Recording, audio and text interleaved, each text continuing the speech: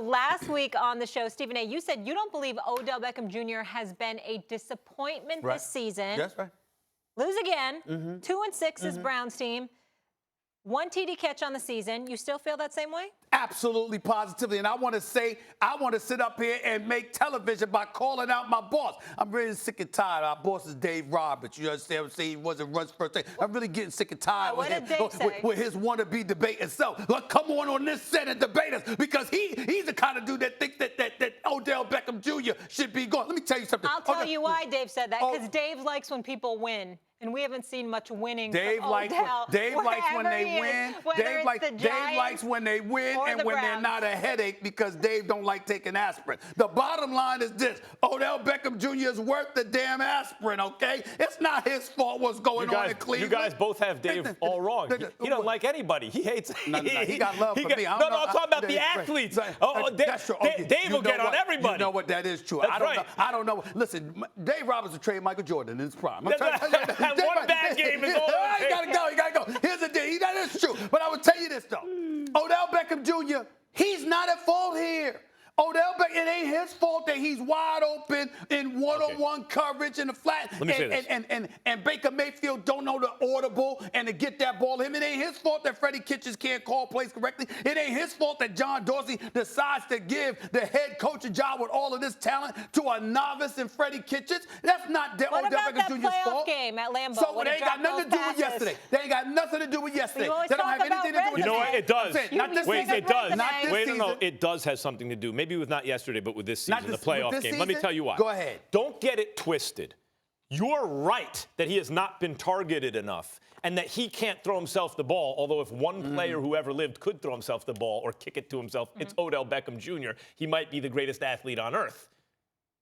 But that doesn't mean it's not a disappointing season, Stephen A., just because he's also being victimized by his circumstances. Look, when he, not this last week, but the week before this one, the week before last, had a couple balls come his way and dropped them, it's the same thing like in the playoffs. Even though that's not his fault and the sample size will be very small, Odell, if you're in a bad situation, when you get the opportunity, you just can't drop the ball.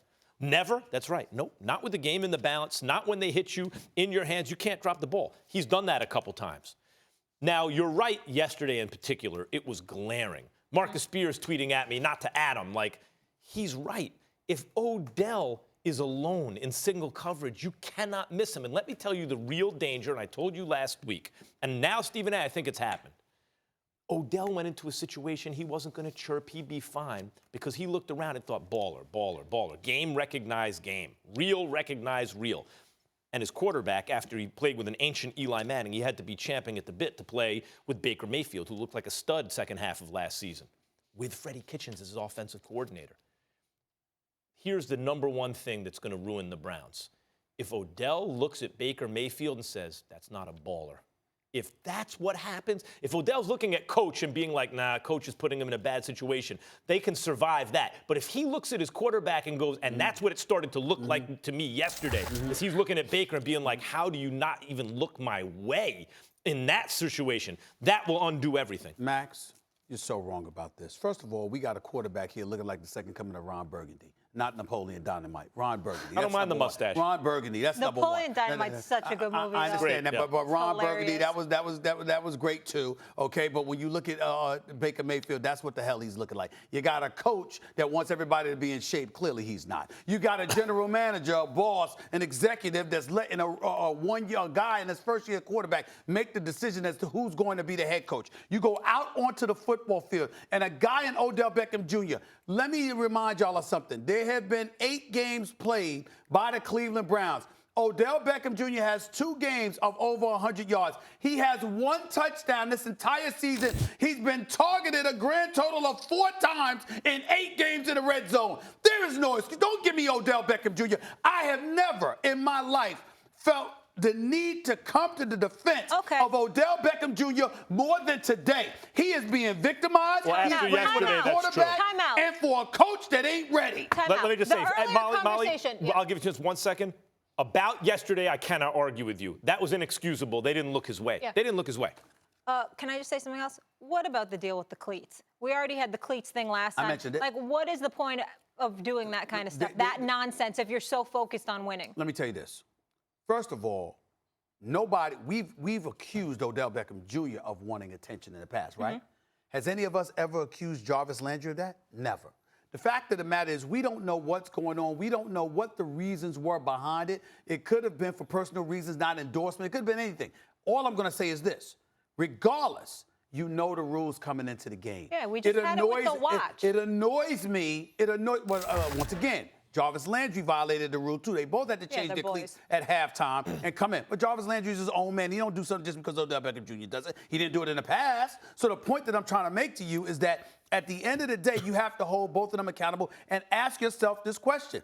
Why is it that y'all are always making headlines for stuff that's unrelated to winning football games? At some point in time, you got to ask that question, so that's legitimate. I'm just simply saying, in the end, looking at Cleveland and what Odell Beckham Jr. has been subjected to, he is even Tony Romo was screaming on the telecast, throw him the football. Yeah. How do you have him on the football field, one of the best targets in the NFL, and don't target him? You're making my point in a kind of way right now when you say that. And we talk about some athletes, well, if you're not focused on winning, you're not focused, if you're looking for endorsement stuff, who knows how much money they could have gotten for, who knows? Yeah. The watch situation, who knows? Remember when Kobe Bryant during the lockout was thinking about playing in China? Why would he do that? In China, because they give him $1 million a game. You'd be crazy not to, right? Now, we're all fine with that because Kobe's got chips. He's chipped up. You can do whatever you want. Odell doesn't. So now we start to correlate that stuff with not winning. We don't know if that's actually correlated. Like, we don't know if one thing or causal. We don't know if one thing really has to do with another. Remember the Giants who was kissing the net and then, like, on all But you fours, think that's like, why they're losing? That nonsense. You think that's why they're losing? losing? It's like, why even have that kind of distraction? Well, I don't know if there's a big big chunk of money to wear different sneakers. I think most people would do it. Thanks for watching ESPN on YouTube. For more sports highlights and analysis, be sure to download the ESPN app. And for live streaming sports and premium content, subscribe to ESPN+.